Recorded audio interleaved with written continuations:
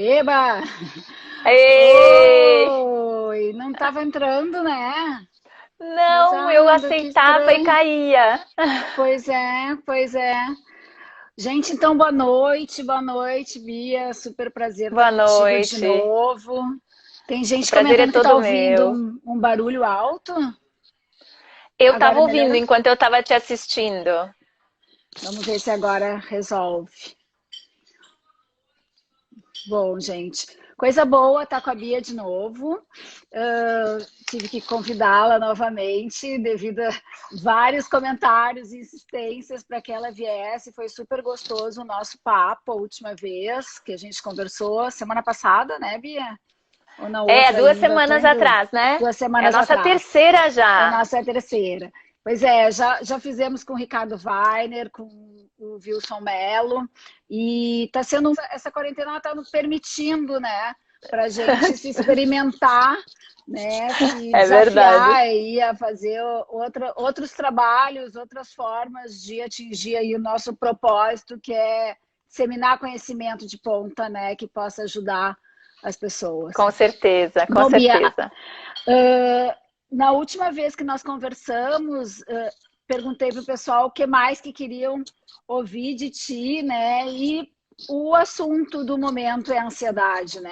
Como lidar com a Sem dúvida. ansiedade no momento de pandemia, no momento de isolamento social, no momento de crise financeira, econômica, no momento em que todos nós temos preocupação com nossa saúde, com a saúde dos nossos familiares. Todos nós estamos nos reinventando enquanto profissionais, né? Seja atendendo Sim, online, seja trabalhando em home office, seja dando aula remotamente. Enfim, é um sim, momento de mudanças e de dúvidas, e isso traz muita ansiedade, né? Eu sim, pensei de sem nós dúvida. começarmos, se tu conseguisse nos ajudar, né, entender, esclarecer, deixar mais claro esse conceito de que é uma ansiedade normal, esperada para esse momento, que é um momento por si só ansiogênico, né? Absolutamente saudável, que as pessoas têm alguma reação de ansiedade para se adaptar. E quando ela passa a ser patológica, quando ela passa a ser um problema que precisa de intervenção, como é que a gente diferencia isso? Certo. Bom, boa noite todo mundo. Quero começar agradecendo de novo o convite, Adriane, Artimed. Querida, Quero agradecer prazer. também as pessoas que estão nos assistindo, né, que têm nos assistido já, né? E eu imagino que assistido as outras lives também da Artimed, né? Então, Uhum. obrigada, gente, pela confiança, pelo tempo de vocês, né? É. Por nos dar a oportunidade de levar informação e Uhum. confiar no nosso Trocar, né? trabalho, né? Uhum. Com certeza. Uhum. Bom, acho que a gente precisa pensar em alguns pontos principalmente, né? Eu sei que Uhum. muitas das pessoas que nos assistem são, na verdade, profissionais, então talvez isso não seja grande novidade, mas a gente também sabe que esse é um Uhum. canal de difusão de conhecimento para pessoas que não estão diretamente ligadas à área de saúde mental. Então, acho que é importante mesmo a gente Sim. começar com essas diferenciações, Uhum. né? Uhum. Acho que a primeira coisa é a gente aceitar que a ansiedade faz parte da nossa vida e que ela tem uma Uhum. função na nossa vida. E essa função é justamente nos preparar ou para a luta ou para a fuga. Né? Então, ela é uma emoção Uhum. que ela tem essa função na nossa vida. Então, a gente não deveria, para começo de conversa, endemonizar a ansiedade, né? Pensar nela como Uhum. necessariamente uma coisa ruim, uma coisa que eu não posso, que eu não devo sentir, né? O outro ponto que Uhum. eu acho que é muito importante também nessa mesma direção é que um dos maiores desafios, das maiores diferenças entre uma ansiedade considerada típica, natural, uma reação natural do nosso corpo, a um contexto ansiogênico, a um estímulo estressor, uma das maiores diferenças é o fato de que, no caso da ansiedade disfuncional, se perde essa conexão entre o estímulo estressor e o tamanho da reação ansiosa que eu tenho. Uhum. O que isso quer dizer? Isso quer dizer que eu ficar ansiosa nesse momento de pandemia, em que eu recebo informações todo o tempo de situações de risco, é absolutamente esperado. E se eu não ficar, talvez, se eu não ficar, talvez seja, na verdade, um indício de que eu não estou, de fato, entendendo a gravidade do que está se passando. Porém, quando a gente está falando de ansiedade numa perspectiva disfuncional, nós estamos falando de uma ansiedade que ela se exacerba ao estímulo ansiogênico, ou seja, ela é mais intensa do que tipicamente seria esperado nesse indivíduo, além do fato de que ela acontece repentinamente, sem um estímulo claro, que tenha eliciado as reações de ansiedade. Então, esse pode ser um bom indicador para os profissionais, para as pessoas que estão nos assistindo, para pais, para professores, para cuidadores em geral, de que nós estamos falando de uma ansiedade disfuncional, uma ansiedade que se passou do nível típico de reação dos seres humanos a estímulos estressores. Tá? Um outro ponto bem importante tem a ver com o fato de que, comparado com o próprio indivíduo, as reações dele são exacerbadas ao que ele reage naturalmente ou normalmente. Então é um tanto quanto assustador para o próprio indivíduo quando ele se observa e vê o tamanho da sua reação. E isso acaba sendo fortemente relacionado com uma dificuldade de lidar com os pensamentos catastróficos que vêm advindos dessa reação tão intensa. Então, esses são outros pontos que podem ajudar as pessoas a tentar identificar se a ansiedade que elas estão vivenciando está excessiva, está disfuncional. E a terceira coisa é uma mudança que a própria pessoa identifique nas reações cotidianas dela, como, por exemplo, sono, alimentação, até mesmo em atividades que em outros momentos ela fazia com uma certa naturalidade, passam a ser ou muito ansiogênicas, ou então serem feitas com muito esforço. Então, por exemplo, eu não precisava me esforçar muito para sair de casa, mas de repente sair de casa virou um planejamento que eu tenho que fazer com muita antecedência, e eu fico pensando em tudo que pode dar errado se eu sair, né? Agora nós estamos numa fase de distanciamento social, então a ideia é essa, né? Mas pensando então, atividades que se fazia naturalmente e que agora parecem já não estar mais exatamente. Estou sendo aqui cutucada, que tem uma série de recados ou informações que eu não passei. Então, deixa eu dizer para vocês. Bom, a Beatriz é muito conhecida, mas na área de psicologia, em especial na terapia cognitivo-comportamental, ela é uma das principais profissionais desse campo no Brasil, uma das pioneiras, mas eu vou apresentá-la de qualquer forma para quem ainda não a conhece, até porque a gente pega aqui um público maior, né, que é bacana, porque eu acho assim, uma super oportunidade, gente até que não é da área, poder ouvir profissionais do teu nível, Bia. Bom, a Carmen Beatriz Noffield é psicóloga, ela é mestre e doutora em psicologia, hoje ela é professora da USP de Ribeirão Preto, é ex-presidente da FBTC, que é a Federação Brasileira de Terapia Cognitivo e Comportamental, presidente atual da Associação Latino-Americana de Terapia Cognitivo e Comportamental. Esqueci alguma coisa, Bia? Não, tá ótimo. Minha amiga, autora... essa é a parte mais importante.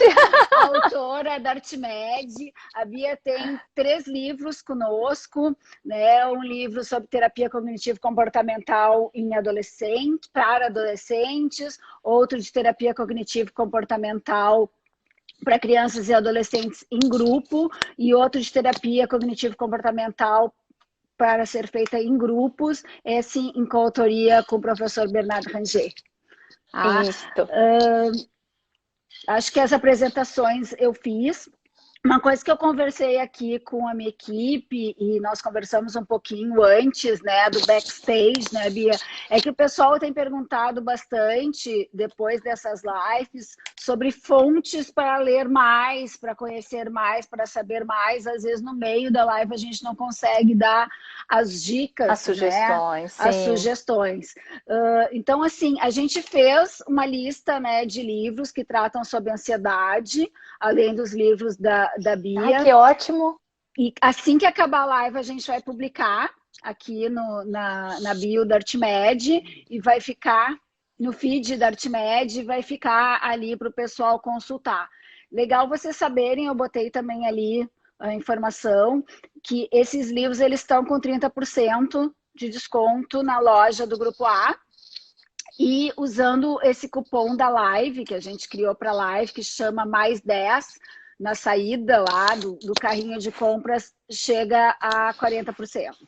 Tá? Então, Nossa! se vocês quiserem, deem uma olhada lá.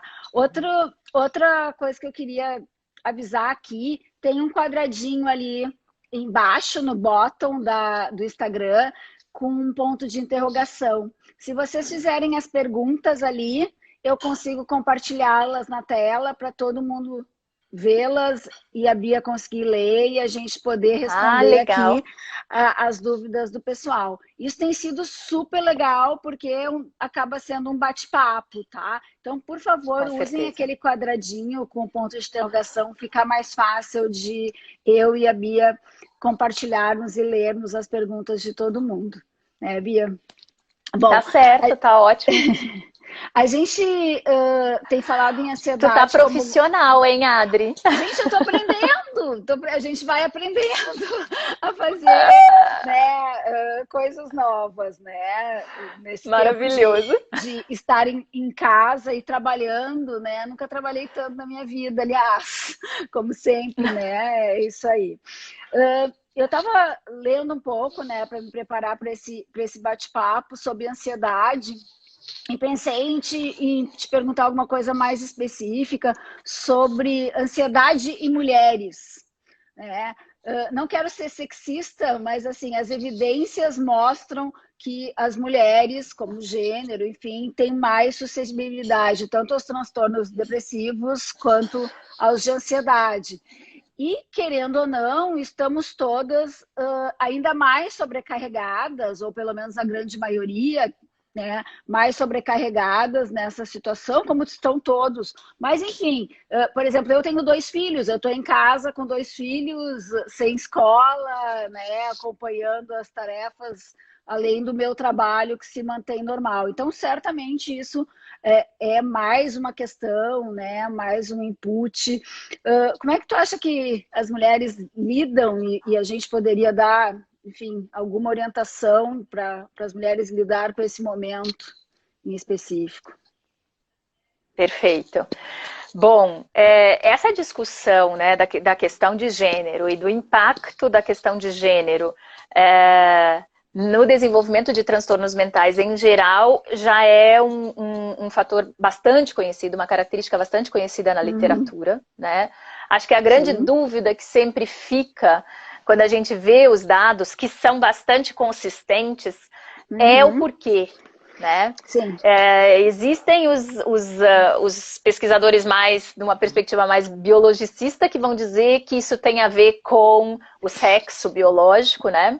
Mas cada vez mais a gente tem evidências de que isso tem muito a ver com os aspectos socioculturais, né? E aí um dos exemplos tu acabaste de dar, né, Adri? Sim. O fato de que a jornada de trabalho acaba muitas vezes sendo mais extenuante para as mulheres, devido a ainda, por mais que isso esteja mudando, ainda se ter muito essa coisa da dupla, tripla jornada de trabalho sobre as mulheres, né? Pensando nisso, né, a gente também tem, além disso, alguns dados sobre a própria questão das influências hormonais, por exemplo, a depender de que fase do ciclo, por exemplo, as mulheres estão, isso também influencia, então são muitas as variáveis, né? Acho que um ponto que daria para pensar seria a gente aprender, talvez, a lidar com esse perfeccionismo que nos ensinaram a ter. Uhum. Se a gente pensar nos dados, por exemplo, inclusive relacionados à questão de perfeccionismo, ele também tende a aparecer com mais frequência numa perspectiva mais disfuncional nas mulheres. Essa também é uma discussão que vai muito na direção de se isso é algo que a gente nasce assim ou se isso é construído. Acho que tem muito de construído nisso. Se a gente pensar mesmo na própria educação, como ainda as meninas são educadas e que tipos de coisas são valoradas, né? E o quanto se ater a detalhes ainda é valorado e reforçado na nossa sociedade. Então, esse talvez seja um ponto. Por exemplo, lidar com o fato de que nós precisamos ter um pouco menos de autocrítica, lidar um pouco melhor com o nosso nível de exigência, né? Então, mais se você percebeu... Exatamente. Na verdade, as pessoas daqui a pouco vão dizer que eu só bato nessa tecla, mas o que eu vou fazer se eu ando estudando essas coisas e os dados são consistentes, né? Então, praticar um pouco mais de autocompaixão é um ponto bem importante. E isso tem um impacto bem importante sobre a ansiedade. Num primeiro momento, parece que não, mas tem um impacto. Por quê? Porque tem muita relação. O nível de exigência, o quanto eu fico me cobrando porque ainda não fiz suficiente ou porque não alcancei um determinado patamar que era o esperado, isso também tende a aumentar as preocupações e uma das facetas da ansiedade são as preocupações, né? São se preocupar, são ficar remoendo, não foi bem feito, não ficou como deveria, eu deveria fazer mais. Então tem todo um peso aí que a gente deveria levar em consideração. E se eu pudesse dar, né, uma dica para as mulheres, investir em lidar mais com o fato de que nós estamos fazendo muito e parabéns que a gente esteja conseguindo fazer e que a gente não coloque mais e mais e mais exigências, autoexigências nessa balança, pode nos ajudar. Então, um pouco mais de autocompaixão, um pouco mais de aceitar que, bom, não vai ser perfeito, que nós não vamos agora nos tornarmos as pessoas mais né, eficazes em, sei lá, fazer lives, por exemplo. Sim, né? sim. Porque, de fato, né, é do humano, somos imperfeitos e aceitar isso e ter um pouco de autocompaixão nesse sentido pode ajudar a lidar com a ansiedade. E baixá-la, né?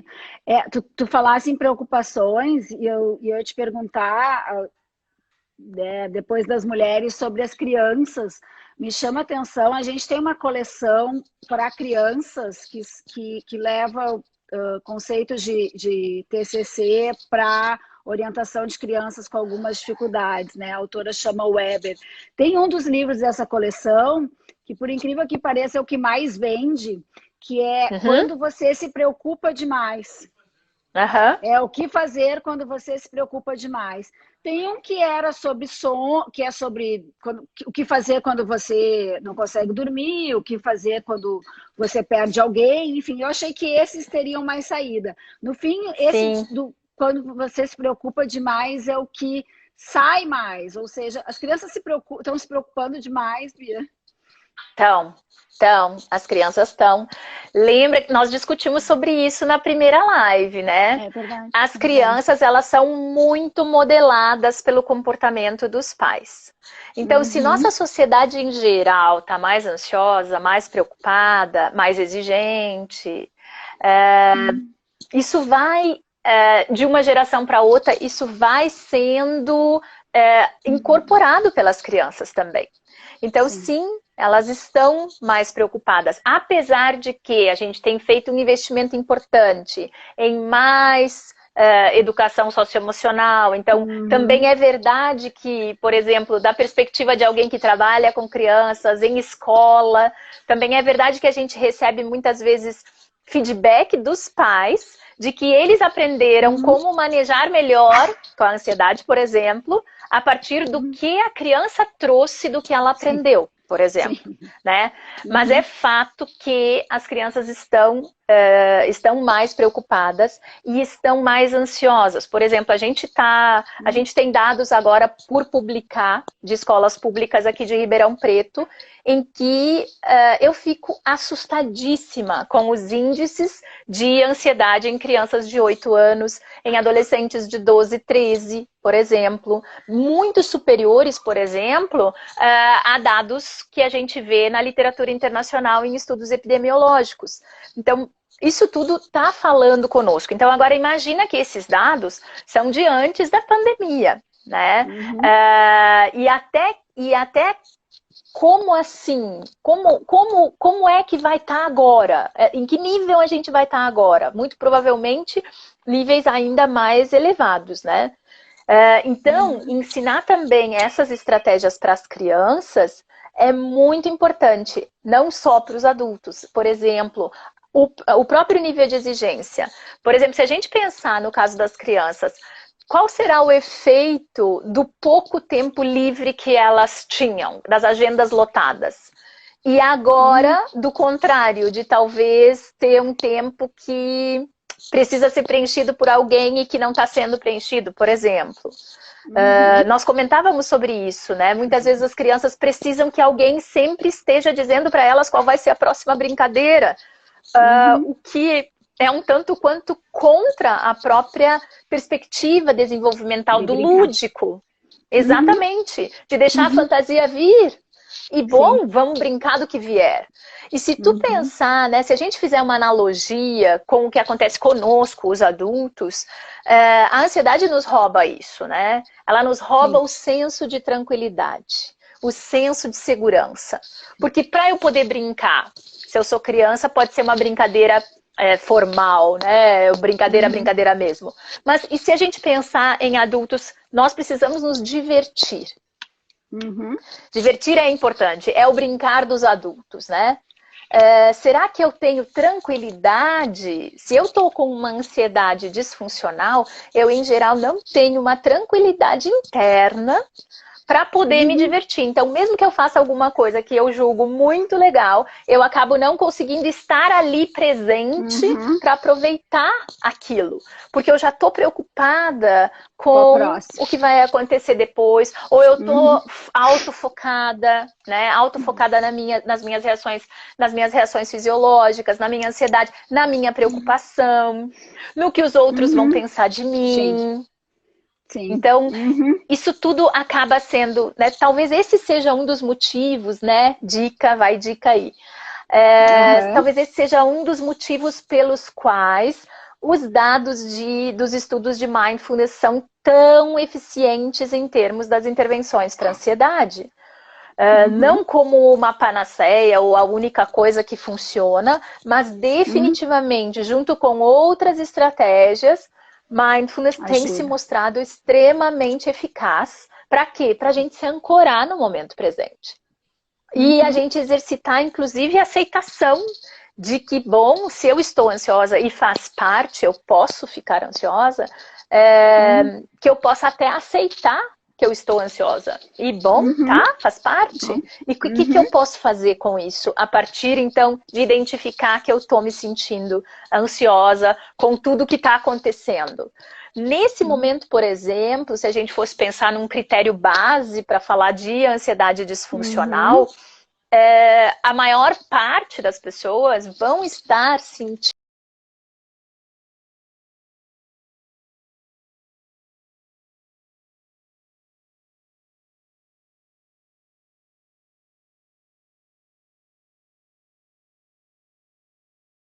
minha ansiedade. Mas, de qualquer forma, eu preciso aprender a lidar com tudo isso, né? E a gente tem muita gente nos assistindo, que é uma delícia, e muita pergunta. Obrigada, gente! vamos passar lá para as perguntas, que eu acho que daí o pessoal... Vamos. Eu vou aproveitando e dando as dicas no meio das perguntas. O pessoal daqui para dentro, né? Com certeza. Bom, eu tinha colocado no ar uma pergunta da Soraya, perguntando qual era a promoção. O que eu falei antes e tá aí e tá fixado é que tem um cupom de desconto para compras no site. A Jéssica pergunta quais as principais intervenções você utiliza na sessão. Ótimo. Bom, muito bom. Ótima pergunta. Então, já me deu a oportunidade da gente falar das dicas, né? Bom, maravilha. A gente sabe que, de uma forma geral, a gente poderia dividir as nossas intervenções para a ansiedade dentro da perspectiva cognitivo-comportamental em começar com uma boa psicoeducação. As pessoas precisam saber, conhecer a sua ansiedade, né? Conhecer o que é ansiedade, mas não só uma aula sobre o que é ansiedade, e sim que ela consiga perceber a sua ansiedade. Em que situações eu fico ansiosa? Como é a minha ansiedade? Onde eu sinto ela no meu corpo? Que tipos de coisas acontecem na minha cabeça? Quais são os comportamentos que eu tenho quando eu fico ansiosa, né? Então, a psicoeducação é um ponto extremamente importante se a gente pensar numa perspectiva profissional. Para as pessoas que não são terapeutas que estão nos assistindo, né? Esse é um exercício bacana que as pessoas conseguem fazer. Avalie a sua ansiedade, conheça a sua ansiedade, perceba onde ela está, como ela se move, em que contextos ela aparece e que níveis ela aparece. Nós temos uma tendência a dizer, estou ansiosa, e daí fica tudo dentro do mesmo balaio, né? Dentro da mesma cesta.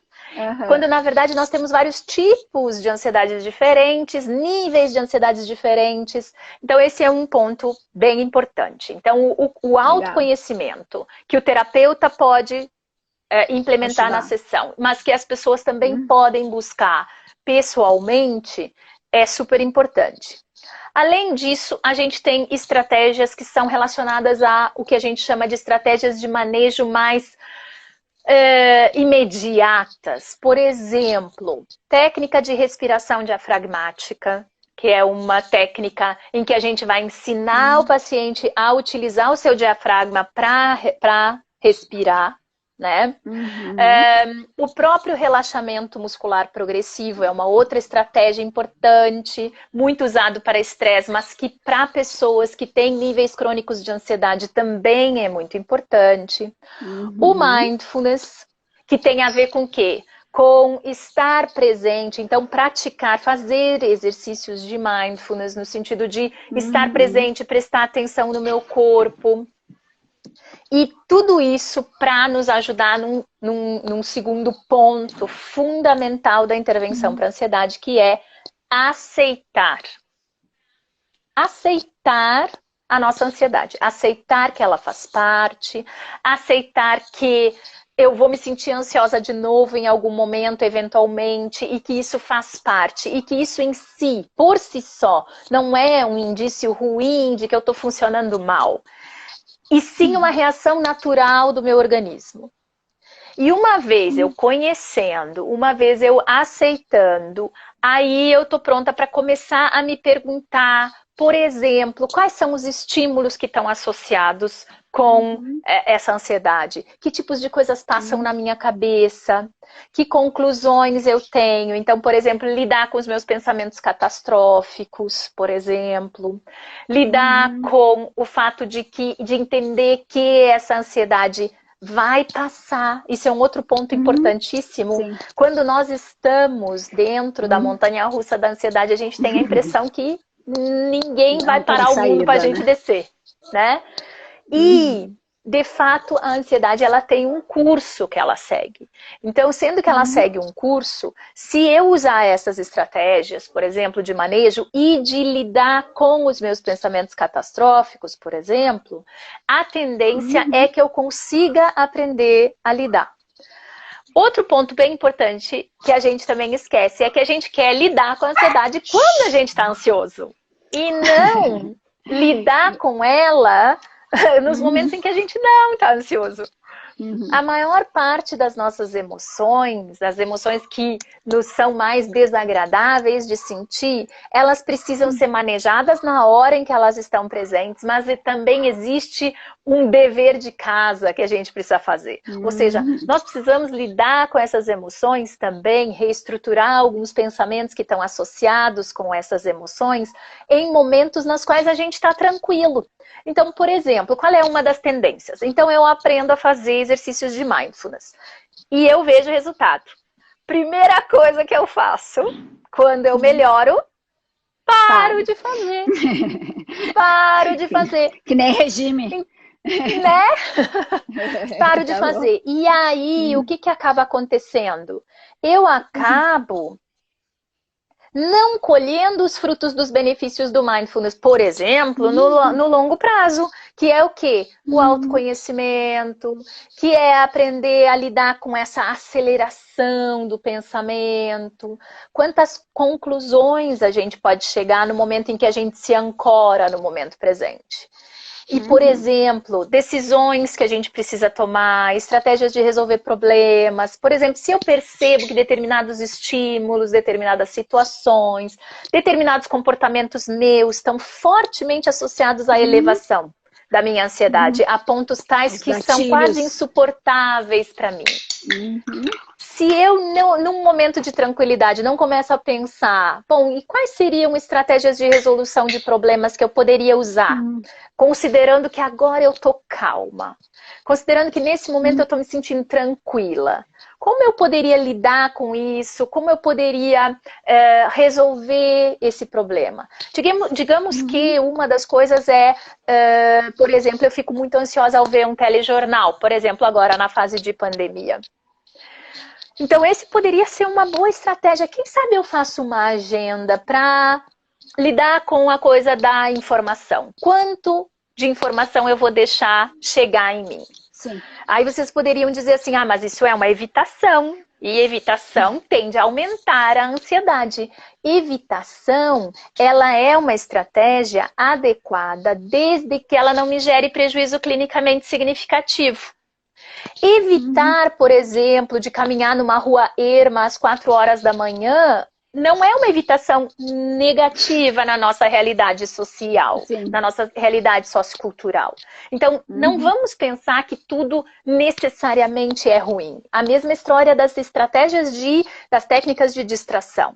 Às vezes, quando eu estou no meio, no olho do furacão, talvez eu precise usar uma estratégia de distração. Por quê? Porque naquele momento, eu preciso conseguir lidar com aquela situação. E depois, quando eu estiver calma, aí eu uso as estratégias de resolução de problemas, eu me pergunto se tem uma explicação alternativa para aquilo que eu pensei, por exemplo, né? E aí eu começo a interagir com os meus pensamentos, aí eu começo a interagir com as catástrofes que passam pela minha cabeça e dizer assim, nossa, eu pensei assim, tal coisa é muito catastrófica.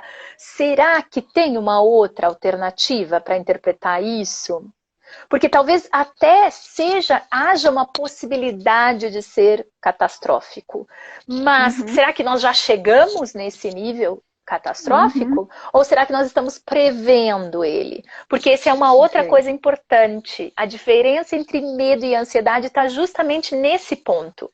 Quando eu estou falando de medo, eu tenho uma reação a um estímulo real ou imaginado imediato. Quando eu falo de ansiedade, eu estou falando de uma antecipação. Então, eu estou ansiosa em relação à pandemia ou eu estou com medo? São coisas diferentes. E até porque eu preciso lidar com elas de formas diferentes. Então, isso foi assim, tipo, um resumo do resumo para nossa. Muito bom. Das intervenções, das nossas intervenções. De algumas das, né? Certamente teria várias e muitas outras para a gente fazer. Tá. Foi puxando aqui. A Estela Almeida pergunta como melhorar a sensação de cansaço físico. Pois então. Estela, uma das coisas para melhorar cansaço é dormir. Olha que novidade! Aí tu vai dizer, mas eu não consigo dormir porque estou muito preocupada. Ou meu paciente não consegue dormir porque ele está muito preocupado. Então, esse é um dos pontos muito... Oi, eu acho que a gente caiu. Deu. Não, tô aqui. Voltou? Tô aqui. Tá. Voltou. Eu virei a tela sem querer. Então, um ponto extremamente importante é investir em autocuidado, numa rotina adequada. Então, por exemplo, ter tempo para descansar é muito importante. Uma das coisas que acontece é o fato de que nós estamos, de fato, sob estresse. E isso vai nos deixar mais cansados. Então, talvez aumentar o número de horas de sono seja importante. Outra coisa é que nós também damos uma bagunçada nessa fase de distanciamento social. A gente dá uma bagunçada na nossa rotina de alimentação e de bebida alcoólica. E considerando esse tipo de coisa, se eu bagunço a minha rotina fisiologicamente falando, o meu corpo paga um preço por isso. Então, além dos aspectos como alimentação, sono e exercício físico, que é importante que a gente mantenha, né? Também investir em autocuidado, como, por exemplo, mindfulness, como a gente já falou. Eu não vou me lembrar agora o nome dos autores, mas tem um estudo muito interessante mostrando que 30 minutos de mindfulness, em torno de 30 minutos de mindfulness por dia, tem um efeito muito similar a 30 minutos de sono de boa qualidade. Então, por exemplo, pensa comigo que se tu começa a praticar de uma forma sistemática, mindfulness, por exemplo, tu vai também investir nessa questão do cansaço físico e isso vai ter um retorno. A outra questão que é muito importante é lembrar que o nosso corpo já está sob um nível de tensão elevado com tudo que está acontecendo. Então, exigir demais dele, por exemplo, como da pergunta que tu me fizeste antes, né, em relação à questão de gênero, né? Exigir demais dele também aumenta a sensação de cansaço físico. Então, investir em hábitos de saúde geral também vai ter um efeito sobre as questões da ansiedade. Então, não esquecer que isso tudo é interligado, não é? Perfeito. Tinha uma pergunta sobre se tu terias alguma indicação de aplicativo para controle da ansiedade. Eu me lembro que na primeira live a gente falou de alguns aplicativos de mindfulness, né, Bia? Sim, sim. Existem, né, aplicativos de mindfulness. Existe um outro chamado Breathe, né, que é respire em inglês, né, que tem sido usado principalmente para pessoas que têm problemas com ataques de pânico, por exemplo, né. Esses são os que eu mais conheço e já indiquei, né, para as pessoas utilizarem. Tá? Hoje em dia existe muito recurso, né? Muito recurso disponível mesmo. E uma das dicas que eu queria dar para os terapeutas que estão nos assistindo é teste em você primeiro. Antes de indicar para o seu paciente, teste em você primeiro. E a outra coisa é que já me aconteceu de eu testar alguns aplicativos em mim, de eu não gostar, de eu comentar com o paciente, ele testar e gostar, ou o contrário, de eu adorar e daí o paciente testar e ele não gostar. Então, também deixar isso claro para o paciente, que ele vai ter que ver se adequa ao estilo dele, né? Se ele vai achar bacana, se ele vai se sentir confortável e bem com aquela estratégia, né? Claro. Outra pergunta aqui. Você acredita que esta vivência da pandemia vai aumentar a ansiedade e também a busca por atendimento psicológico? Eu não só acredito, como as evidências têm mostrado isso. Tá? Eu não gosto, eu não acho isso bacana, gente. Apesar de eu ser psicóloga, eu não fico torcendo para as pessoas adoecerem, não. Ó, Mas, infelizmente, é. os dados que a gente está vendo dos estudos em países que estão na nossa frente, nesse sentido da pandemia, né? Então, nenhum Uhum, juízo de valor nisso, por favor, né? E sim do tempo, né, que a pandemia já dura em outros países, uhum, aumentos em termos de transtorno de pânico foram identificados, aumentos principalmente em termos de transtornos de pânico e de TAG, né? Mas não só, também de ansiedade em geral. E uma das coisas bem interessantes que eu li semana passada, um paper uhum, fazendo um levantamento de previsões mesmo, né, utilizando modelos estatísticos de previsão. Existe uma tendência de que nós vamos ter aumentos pós-pandemia também. Então, por exemplo, quando as pessoas tiverem que voltar às suas voltar. rotinas, né? Assim como tem Uhum, sido difícil das pessoas se adaptarem, né? Que foi difícil, uhum, agora que a gente já está aí há mais de um mês uhum, nessa toada, a gente já está mais ou menos adaptado, né? Mais ou menos, eu disse, vejam bem. uhum. Mas até que ponto também vai demandar esse mesmo tipo de adaptação, mesmo que as pessoas estejam muito desejosas por De sair, voltar. né? Uhum, Hoje mesmo o Leahy publicou um paper sobre o novo normal, né? Que é uhum, muito interessante da gente pensar que todos esses efeitos eles vão nos acompanhar por um bom tempo, muito provavelmente. E aí, pensando nessa uhum, pergunta aí da Estela, né? Acho que foi a Estela que fez a pergunta. De que se eu imagino que a gente vai ter aumento de procura por tratamento, eu espero que sim. Porque considerando que as pessoas estão sofrendo, eu espero que elas uhum, procurem claro. onde está a ajuda, né? Que é Uhum, dentro, né, da psicoterapia, dentro dos profissionais da saúde mental, avaliação psiquiátrica para se saber se de repente é necessário uma medicação. uma medicação, mesmo intervenções em termos mesmo de exercício físico, e assim por diante, né? Então, os cuidadores de saúde mental em geral, eu acredito que sim, que vão ter e estão tendo bastante trabalho. Se a Entendo. gente pensar no que está acontecendo, né? As redes, por exemplo, que estão tentando ajudar as pessoas a ter acesso à intervenção em situação de crise, elas estão tendo muita procura. Então, isso mostra aí uma confiança da população nos Uhum, profissionais de saúde. Então, eu poderia imaginar que vá ter aumento de procura. uhum, Em relação ao aumento de ansiedade, os dados mostram que esse é um caminho uhum. bastante típico da gente esperar.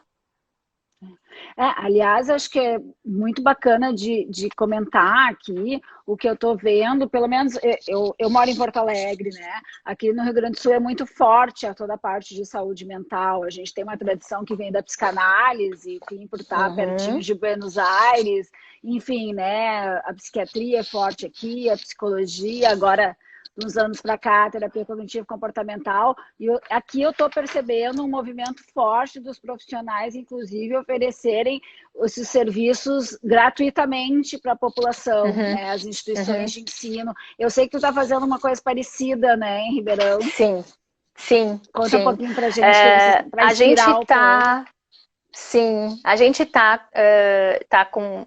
Na verdade, isso surgiu a partir já da primeira semana de distanciamento social e aconteceu por uma demanda que chegou diretamente em mim. Então, num primeiro momento, eu fui atender as pessoas porque elas me procuravam desesperadas com o que a Uhum, gente vai fazer. E a partir disso, aconteceu um movimento muito legal na minha equipe de pessoas que me procuraram e disseram: eu gostaria de ajudar, eu gostaria de fazer alguma coisa para ajudar as pessoas. E eu achei assim fantástico, né, esse movimento. Então, hoje o que a gente tem é um serviço de terapia cognitivo-comportamental em grupos. Nós temos 7 grupos diferentes que as pessoas podem se inscrever via Google Forms, né? Já está nas nossas redes sociais aí. São atendimentos voluntários em situação de crise. A gente monta os grupos a partir de vários critérios voltados da terapia, baseados na terapia cognitivo-comportamental em grupos, né?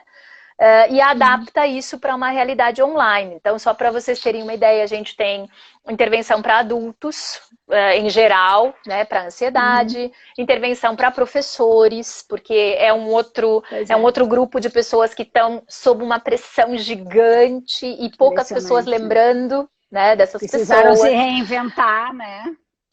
Sim, e ainda levam muita crítica, né? Frente a tudo que tem que lidar, né? E não vamos esquecer que os professores são pessoas que estão em teletrabalho, né? Então eles também são pais, eles também são trabalhadores, né? Então nós temos aí grupo para professores também, com foco para professores, nós temos grupo para profissionais de saúde que estão na linha de frente do combate à Covid-19, que é um outro grupo que precisa muito de apoio, né? Porque naturalmente extremamente ansiogênico e precisam desse suporte. A gente tem também grupo para universitários, porque é uma demanda também, né? As pessoas de repente eram super ativas, tinham milhares de atividades e milhares de atividades acadêmicas e sociais e de repente precisam reinventar o seu cotidiano, né? Frente a tudo o que está acontecendo. Também grupos para adolescentes, né? A partir de 14 anos, e grupos para adultos para compaixão e autocompaixão nesse momento difícil aí que a gente está vivendo, né? E sem esquecer do nosso grupo de pais, que é para as pessoas que precisam lidar com tudo isso que é essa nova vida, essa nova rotina. Então são 7 grupos, as pessoas podem escolher em quais grupos se inscrever, né? São atendimentos voluntários feitos por profissionais da equipe do LAPIC. E além disso, a gente tem parcerias. Nós temos parcerias com 2 redes de psicólogos que atendem voluntariamente, individualmente. Então, para os casos que precisam de intervenções menos pontuais, digamos assim, mais de médio e longo prazo, a gente faz um encaminhamento para 2 redes, uma rede que só atende profissionais de saúde e uma outra rede que chama Acesso Psi, que atende público em geral de diferentes faixas etárias. Também são trabalhos voluntários organizados por pessoas amigas do LAPIC e que nos ofereceram esse suporte. Então a gente é muito grato, né? Tentando fazer uma corrente do bem, né? Nesse sentido. Aliás, o ajudar o outro é uma das indicações que o Lerrey dá num dos papers dele para como lidar com esse momento com a ansiedade, né? Então, além de ajudar os outros, a gente está se ajudando quando faz o bem, né? Com certeza. Tem o altruísmo, ele tem muito esse efeito, né? Faz a gente fazer as pazes também com a gente mesmo, né? Exatamente. O pessoal continua perguntando sobre dicas de leituras. Eu falei lá no início, a gente criou uma lista de livros, de fontes, que vai ficar aqui no Insta da Artmed, e depois vocês podem acessar lá o site da Artmed para comprar os livros com desconto. Na bio da Artmed, aqui no Insta, a gente tem uma lista de conteúdos. O pessoal perguntou sobre o paper do Lerrey que tu comentou. A gente traduziu uma série de artigos dele sobre a pandemia, sobre como lidar com esse momento. Eles estão todos ali disponíveis.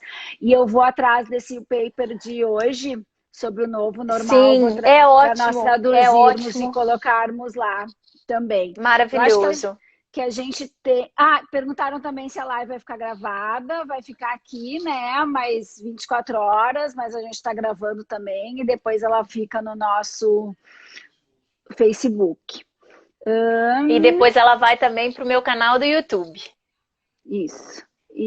Assim ela fica em vários lugares, não tem como não achar. É isso aí. É isso aí. A Ana Cláudia fez uma pergunta, só um minutinho, deixa eu botar aqui na tela. Alguma dica, sugestão de leitura para pacientes com toque, que estão mais sintomáticos? Eu tenho. Ah, sugestão de leitura, com certeza. A Bíblia, a Bíblia do toque, né? O Eu estou sempre Cordioli. sugerindo, exatamente, eu estou sempre sugerindo os textos do Cordioli, né, que são excelentes para pacientes com toque. Eu também gostaria de sugerir os papers para quem trabalha com crianças e adolescentes com toque. Eu queria sugerir os papers, os artigos do grupo lá da Universidade Estadual de Pernambuco, coordenado pela doutora Kátia Petribu, que também tem materiais maravilhosos. Inclusive, ela e a Luciana Groppo publicaram no livro de TCCG para crianças e adolescentes, o capítulo delas, de como fazer grupos com crianças e adolescentes com toque. Então, tem muitas dicas. Aliás, aquele capítulo, ele é uma aula de como trabalhar as questões do toque, não só em grupo, né? Também dá para ser adaptado para intervenções individuais, tá? Então, sem dúvida, tem aí várias possibilidades. São alguns exemplos, né, de trabalhos de autores brasileiros e que fazem um trabalho realmente primoroso. É natural que nesse momento de estresse, não só o toque, mas os transtornos mentais, né? Todas as pessoas que já têm um transtorno mental, é natural que elas vejam suas sintomatologias exacerbadas, justamente porque a gente jogou pimenta no caldeirão, né? Ou seja, a situação ela tende a se exacerbar, mesmo para aqueles pacientes que estavam lidando bem. Então, relembrar as estratégias de prevenção de recaída. Uma sugestão que eu queria dar para todo mundo aí, meus colegas, manda uma mensaginha para os teus pacientes que já estão de alta, né? Manda uma mensaginha, Boa. não necessariamente marcando uma sessão, mas dizendo assim, você está conseguindo usar as estratégias? Manda uma foto do cartão de enfrentamento que vocês fizeram no primeiro semestre. Legal. Ih, caiu a Bia.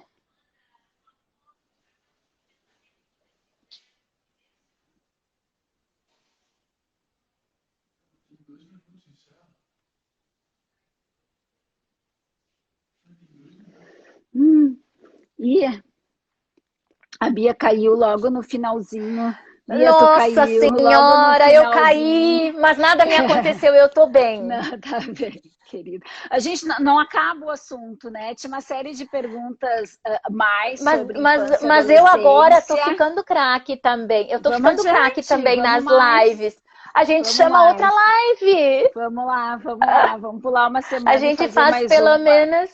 Não, eu digo, a gente chama agora outra live, faz mais uns 10 minutinhos, uns 15 minutinhos, e assim a gente pelo menos consegue fechar, né, Adri? Porque eu nem consegui dar as dicas do Leire aqui. Não. Ah, é verdade, é verdade. Deixa eu pensar como é que eu faço isso. O que vocês acham, gente? Tu me chama de novo. Abro novo? Tu deixa ela cair, a gente vai até ela cair, aí as pessoas que quiserem voltar, tu abre uma nova. O que vocês acham, gente? Faço isso. De qualquer forma, assim, vai ficar gravada. Tinha uma pergunta ali sobre se ia ficar gravada. Ela vai ficar gravada, sim. Depois ela vai para o nosso Facebook, vai para o YouTube da Bia. Que mais? Perguntaram sobre o livro que eu tinha sugerido. O autor chama Weber, com H. O que fazer quando você se preocupa demais. É um livro para crianças, mas está naquela lista que a gente vai publicar agora. Já foi publicada, agora 7h20, com indicação de leituras. O que mais, Bia, que me perguntaram aqui? Deixa eu olhar. Tem algum aplicativo para crianças? Para ansiedade? Olha, com certeza tem. Com certeza tem, mas agora estou com aquela sensação de mente vazia. Quem sabe até aí no próprio chat alguém né, com tanta gente nos assistindo, alguém Pois seja é, esse bom samaritano que que, nos indiquem. que nos indique algum desses aplicativos. Mas tem sim, com certeza. Eu com adolescentes já usei os que eu citei, tá? Antes, mas assim, com criança especificamente agora me fugiu as indicações. Tá. Acho que a gente podia talvez encerrar essa para ela não Eu vou cair e já encerrar abrir uma e te nova. chamo para a gente poder fazer um fechamento aqui Perfeito. E direitinho. para eu terminar minhas dicas. Perfeito, deixa comigo então. Fiquem aí, gente, voltem.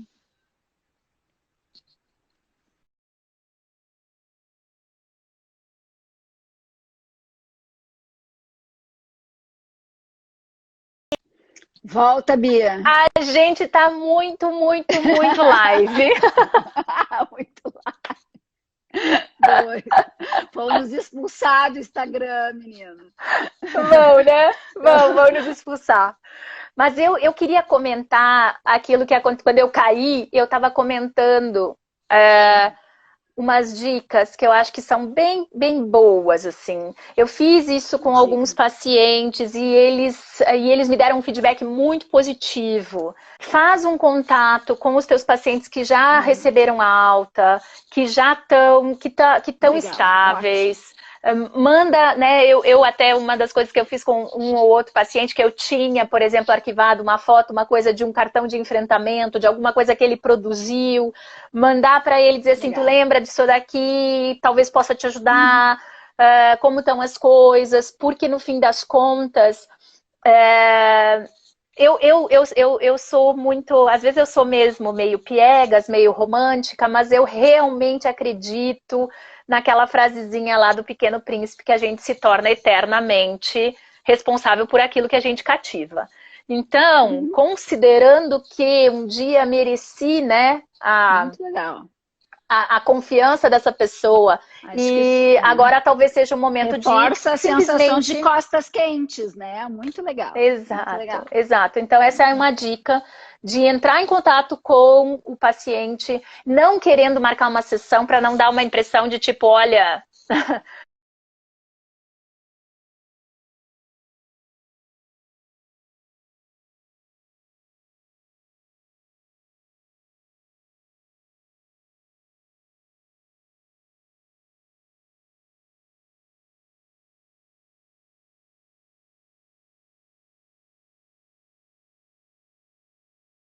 A coisa de manter contato com as pessoas. Um dos efeitos de quando a gente fica muito ansioso é que a gente se fecha. E que a gente acaba não mantendo contato com as pessoas. Então, essa é, inclusive, a dica 3 dele, né?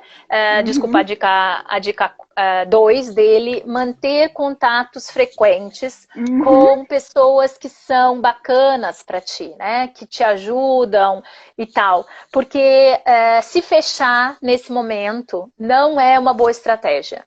E isso é muito interessante, porque esse é um efeito que a gente que também trabalha com idosos vê acontecendo. Então, por exemplo, eu me fecho, então, se tu não me liga, eu não te telefono, né? Mais ou menos como a gente diz no senso comum. E, não, eu gosto mesmo é de interagir com a Bia ao vivo. Então, que conversa é essa que nós vamos ficar fazendo live, né, Adri? Tu é minha amiga ao vivo. Então, nada de ficar fazendo interações online. Às vezes, né, eu adoro aquela frase, eu não sei de quem ela é, de quem é o autor dessa frase, mas o ótimo é inimigo do bom. Né? Então, numa questão de que tem que ser perfeito, de que tem que ser do jeito que eu gosto mais de interagir, a gente se fecha para as interações sociais e, pensando em ansiedade social, esse é um ponto muito interessante desse paper que eu comentei com vocês, que eu li na semana passada. Há aí dados consistentes, estatísticos, mostrando que provavelmente teremos recaídas importantes de pacientes que já estavam bem em termos de ansiedade social e que vão acabar apresentando demandas pós-pandemia, né? Outra coisa que eu acho uma dica bem interessante que o Leahy dá é, se você está sentindo tédio, enxergue esse momento como como um tempo livre. Ou seja, várias pessoas, e aí talvez esse seja o motivo pelo qual a gente abriu grupos para professores, para profissionais em combate direto aí da Covid, porque eles não têm nenhuma queixa de tédio. Ao contrário. Sim. Eles têm queixa de um cansaço profundo e de muito trabalho. Mas talvez outras pessoas possam estar se sentindo entediadas e ficar ansiosas porque estão se sentindo entediadas. Eu acho essa dica do Leahy bastante interessante e saudável. Enxergue esse momento como uma oportunidade para ter um tempo livre, para descanso e para fazer algumas das atividades que você vinha sistematicamente procrastinando. Então, aquele armário, sabe? Eu pensei nisso, no armário. Aquele armário, sabe? Aquela biblioteca, aquela atividade específica na tua casa que faz tempo que tu queria fazer e que agora talvez seja uma oportunidade. E a última dica dele é confrontar a nossa falta de esperança. Vamos às evidências. O que a gente está vivendo é ruim? A gente gostaria de estar nessa situação? É claro que não. Mas é também verdade que nós temos evidências de que a humanidade já passou por situações difíceis antes. Eu não estou dizendo que tem comparação. Nada nunca tem comparação com nada, porque tudo é sempre único e daquele momento, né? Histórico e daquelas pessoas. Então não é uma questão de comparar se era pior, se era melhor. Não é isso. Mas nós temos evidências de que a humanidade tem passado por situações difíceis e que ela tem se reinventado. Então, tentar pensar nisso também como uma evidência, não de que então eu não preciso me preocupar, ou eu não preciso fazer nada com isso, ou eu não preciso pensar em resolver problemas que talvez eu esteja enfrentando. Mas de eu tentar não perder o otimismo e a esperança, considerando que o otimismo e a esperança, eu estava lendo um outro paper esses dias, tem uma âncora muito forte em locus de controle interno. O que quer dizer isso? O quanto eu vejo que eu posso participar. E aí aquela dica de procurar ajudar o outro é uma excelente intervenção para o outro, ou seja, uma ajuda para o outro, mas também é uma ajuda para a gente. Exatamente. Por quê? Porque tu percebe que uma andorinha sozinha pode não fazer o verão, mas ela pode iniciar um movimento. Ela pode fazer um canto. Ela pode fazer uma alegria de uma pessoa. E se cada um de nós pudermos fazer a alegria de uma pessoa, mesmo que essa uma pessoa seja a gente mesmo, a gente pode sim começar a intervir nessa questão da esperança e do otimismo. Não um otimismo, uma esperança irreal, que nega o que está acontecendo. Mas uma esperança e um otimismo ancorado em evidências de que, sim, existe um monte de coisa que não está sob nosso controle, mas existem coisas que estão sob nosso controle. Aquelas coisas que a gente pode fazer. E aí várias dessas dicas apareceram aí na nossa live hoje, né? E aliás, na história da humanidade, depois de grandes pestes, guerras, desastres, sempre houve saltos de civilização, né? Renascimento, inovação, crescimento das artes.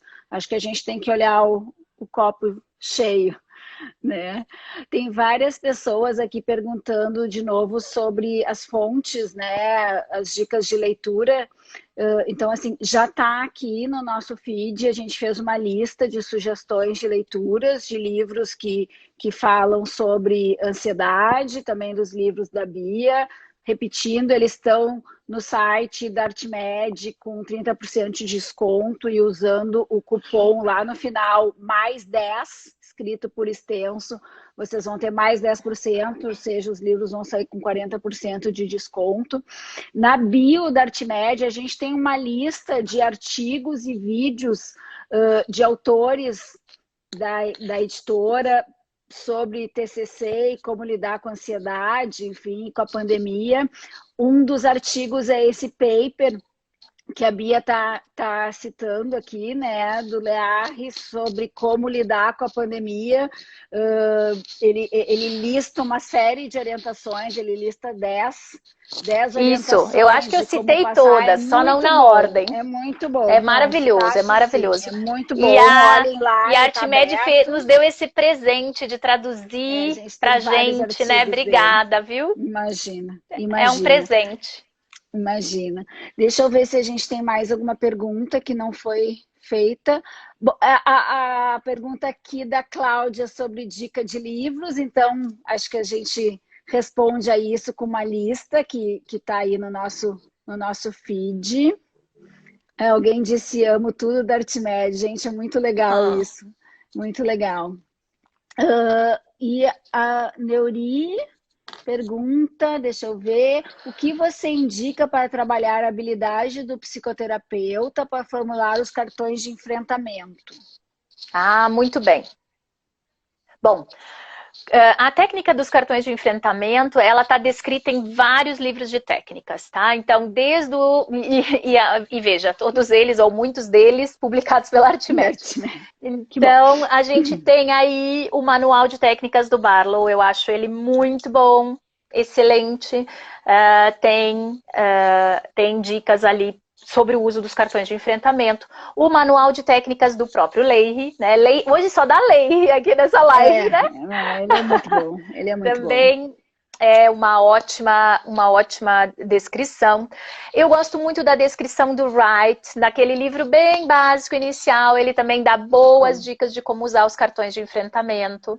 Mas lembra, eu também vou dar umas dicas já, né?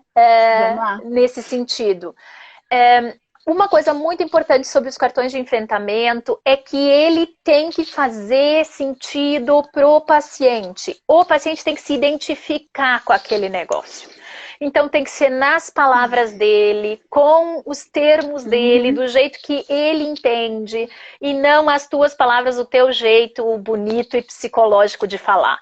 Então, que ele escreva ou desenhe ou coloque uma marca, alguma coisa que ele coloque ali como ele pode lidar, ou que pode ser uma pergunta, pode ser uma frase, pode ser uma palavra de motivação, pode ser muitas estratégias que podem ser usadas nos cartões de enfrentamento. Então, essa seria uma dica, porque às vezes eu vejo, né, quando a gente tem muito acesso a muita gente dando supervisão, a gente vê às vezes que alguns terapeutas inspiram muito o cartão. Então, o cartão fica com a cara do terapeuta e não com a cara do paciente. Então, como você diria isso com as suas palavras? Se você fosse dizer isso aí, que você escreveu, né? Eu vejo muitas vezes os pacientes falarem, então, bota lá as palavras, as minhas palavras, toda bonita, toda psicologuês, né? Como você diria isso daí para o seu amigo lá do futebol? Como você diria isso para uma criança? Se você quisesse realmente motivá-la e ajudá-la a lembrar dessa aprendizagem. Então, investir nisso é bem importante. Mais uma perguntinha aqui. O que você indica sobre conceitualização participativa? Muitas coisas, né? Eu tô rindo porque eu adoro esse tema, né? E eu fiz uma live semana passada com a Miriam Rodrigues sobre conceitualização, né? Então, muito legal essa pergunta. Eu acho que o melhor, se a gente for pensar em livro, o melhor livro sobre conceitualização colaborativa é o da Padesky e do Kinken, né? Que também é publicado pela Artmed. Que ele tem uma descrição detalhada, ele apresenta dados, e uma das coisas que eu acho mais legal daquele livro é que a Padesky também coloca ali formalmente uma ideia que ela já trabalha há bastante tempo, que é a ideia da conceitualização também dos aspectos positivos, das forças dos pacientes e não só das suas dificuldades. tá? Então, em termos de livro, seria essa a minha indicação. Se você quer uma coisa mais com tom brasileiro, tem um artigo meu e da Carla Cavenaghi, que a gente publicou em 2010 na Revista Brasileira de Terapias Cognitivas, onde tem todo um processo de sistematização, né, da conceitualização. Então, que também é uma outra possibilidade, né, que pode ajudar as pessoas. A minha bateria acabou aqui. Ai, meu Deus. Tá. O pessoal está perguntando aqui como é que é o teu canal no YouTube. É doutora Carmen Beatriz Neufeld. Ah, legal. Peraí que eu tô me conectando aqui para eu não cair, senão eu vou cair. Tá certo. Muito bem. Mas, gente, eu acho que a gente tem que terminar. Encerrar, né? Ou nós vamos ficar aqui para toda a vida? Nós vamos ficar aqui para toda a vida, vamos perder audiência, sim. Vamos perder a audiência, é ótimo. Não, Deus me livre, agora me senti na televisão agora. Não, é muito legal. A gente tem muita gente conosco, né? Mais de 300 pessoas conversando com a gente.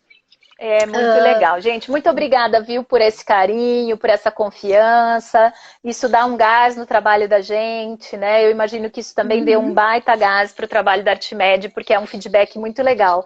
Vocês realmente são a força motriz do trabalho da gente. Muito obrigada. Coisa boa. Bom, a gente acaba não tendo tempo para responder todas as perguntas e para falar de todos os assuntos. Peço desculpas se alguma pergunta a gente acabou não falando, né? Mas a gente já está no segundo horário de live. Deixem nos comentários da live sugestão de temas. A Bia está disponível, né, Bia? Brigadão. Então, acho que se a gente puder contar com ela, a gente faz uma live. Eu posso aproveitar para também fazer um convite? Deve. Então, eu tô com um projeto novo que eu vou começar nessa quinta-feira, que se chama Chá de Quinta com a doutora Carmen Beatriz Neufeld. É uma live também. Olha só. E ela é uma live para... Na verdade, a ideia é convidar as pessoas para a gente fazer um breakzinho às 5 da tarde para tomar um chá e falar sobre temas difíceis, temas importantes, coisas que as pessoas estão tendo dificuldade de lidar. E, principalmente, a minha preocupação é o fato de que nós, psicólogos, cuidamos de muita gente e quem cuida da gente. Então, a ideia é um pouco um investimento em autocuidado. Quem sabe a gente pode aproveitar para diminuir um pouco o distanciamento social em vivo e se reunir online para falar dos nossos desafios. O tema dessa primeira live, desse primeiro chá, é autocuidado nesse momento. Então, tá todo mundo convidado. Vai ser pelo meu Instagram e pelo meu Facebook. Espero vocês. E eu espero que a Artmed continue me convidando para vir fazer lives nas terças-feiras. Vamos sim. Que agora uma semana sim, uma não, eu tô aqui. Vamos lá, sem ser semana que vem na outra. Aí a gente vai juntar as perguntas, né, as dicas de temas que surgirem nesse meio tempo, que por acaso não foram respondidas, ou enfim, sempre surgem novos assuntos e a gente volta aqui para conversar. Tá? Essas duas lives vão ficar gravadas, vão ficar disponíveis 24 horas e depois no nosso Facebook, depois e também no YouTube da Bia. Gente, muito, muito obrigada pela participação de vocês. É sempre muito gostoso estar perto, né, dos nossos leitores, das pessoas que trabalham aí com saúde mental. Bia, é sempre super, super legal te ouvir, aprender contigo. Obrigadão. É um prazer a gente trocar. Eu aprendo muito com todo mundo. Para mim é um prazer enorme. Obrigada. E muito obrigada por todo esse carinho. Todos os corações que passaram por aqui, todos os elogios que te fizeram. Fico orgulhosa aí da minha autora mas eu recebo muito carinho e assim, só tenho gratidão. Gratidão, gratidão, obrigada, obrigada, muito obrigada. Obrigada, muito gente. Obrigada. Boa noite. Até mais. Tchau, tchau. Tchau, boa noite. Boa noite.